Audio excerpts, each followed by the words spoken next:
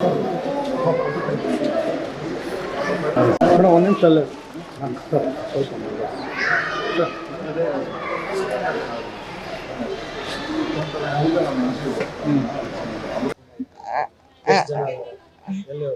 ನಮ್ಮ ವಿಜಯನಗರ ಜಿಲ್ಲೆ ಹೊಸಪೇಟೆ ಮರಿಯಮ್ಮನಹಳ್ಳಿಯಲ್ಲಿ ಒಂದು ಇಟ್ಟಿಗೆ ತಯಾರಿಸುವಂಥ ಒಂದು ಘಟಕ.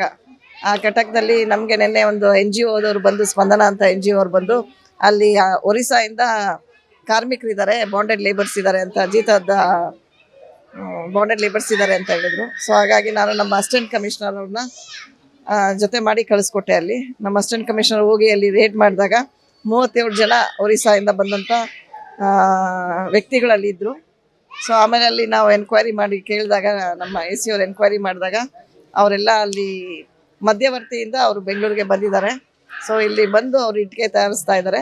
ಬಟ್ ಅವರು ಹೊರಗಡೆ ಎಲ್ಲೂ ಅವ್ರನ್ನ ಬಿಡ್ತಾ ಇಲ್ಲ. ಅಲ್ಲೇ ಪ್ರತಿಯೊಬ್ಬರಿಗೂ ಅಲ್ಲಿ ಊರಲ್ಲಿ 40,000 ಅಂತ ಕೊಟ್ಟು ಒಂದು ಕುಟುಂಬಕ್ಕೆ ಅವ್ರನ್ನೆಲ್ಲ ಇಲ್ಲಿ ಕರ್ಕೊಂಡು ಬಂದಿದ್ದಾರೆ ಅಂತ ಹೇಳಿದ್ರು. ಸೊ ನಾವು ಹಾಗಾಗಿ ಅವ್ರನ್ನೆಲ್ಲ ನಾವು ಮಾತಾಡಿಸಿ, ನಾವು ಒರಿಸ್ಸಾ ಮಾತಾಡ್ತಾರೆ, ಅವ್ರಿಗೆ ಹಿಂದಿನೂ ಸರಿಯಾಗಿ ಬರೋದಿಲ್ಲ. ಸೊ ಸ್ಪಂದನ ಅಂತ ಏನು NGO ಇದೆ ಅವ್ರ ಮೂಲಕ ನಾವು ಅವ್ರನ್ನ ಮಾತಾಡ್ಸಿದ್ವಿ.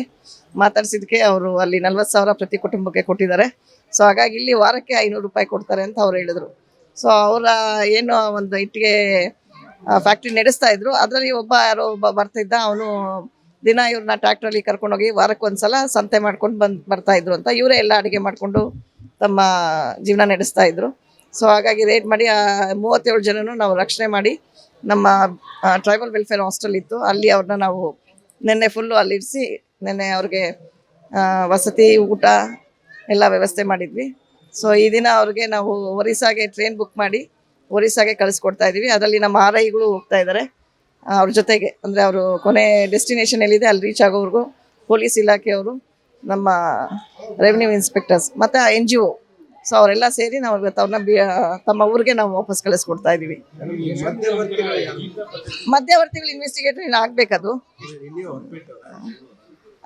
ಅದು ಗೊತ್ತಾಗಿಲ್ಲ ಯಾರು ಅಂತ. ಸೊ ನಾವು ಅಲ್ಲಿ ಇವ್ರಿಗೂ DC ಅವ್ರಿಗೆ ಮಾತಾಡ್ತೀವಿ, ಲೆಟ್ರ್ ಬರೀತೀವಿ. ನಾವು ಲೆಟ್ರ್ ಬರೆದು ಅದು ಇನ್ವೆಸ್ಟಿಗೇಟ್ ಮಾಡೋದಕ್ಕೆ ಅವ್ರಿಗೂ ನಾವು ತಿಳಿಸ್ತೀವಿ. ಎಷ್ಟು ತಿಂಗಳಾಗಿತ್ತು ಬಂದು? 5 ತಿಂಗಳಾಗಿತ್ತು ಅವ್ರು ಬಂದು. ಅದೇ ಥರ ನಡೆಸ್ಕೊಂಡಿದ್ದಾರೆ ಅಂತ. ಮಾಲೀಕರ ಬಗ್ಗೆ ನಾವು ಇನ್ನೂ ಈಗ ಪೊಲೀಸ್ ಅವ್ರಿಗೆ ಹೇಳಿದ್ದೀವಿ. ಅವ್ರು ಐಡೆಂಟಿಫೈ ಮಾಡಿ ಕರ್ಕೊಂಡು ಬಂದು ಮುಂದಿನ ತನಿಖೆ ಮಾಡ್ತಾರೆ. FIR ಆಗಿದೆ. FIR ಎಷ್ಟು ಜನದ ಮೇಲಾಗಿದೆ? 2 ಮೇಲಾಗಿದೆ FIR. ಅರೆಸ್ಟ್ ಇನ್ನೂ ಆಗಿಲ್ಲ.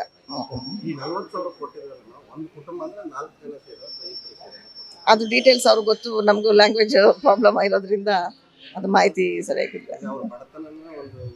ಹೌದು, ಎನ್ಕ್ಯಾಶ್ ಮಾಡಿದ್ದಾರೆ.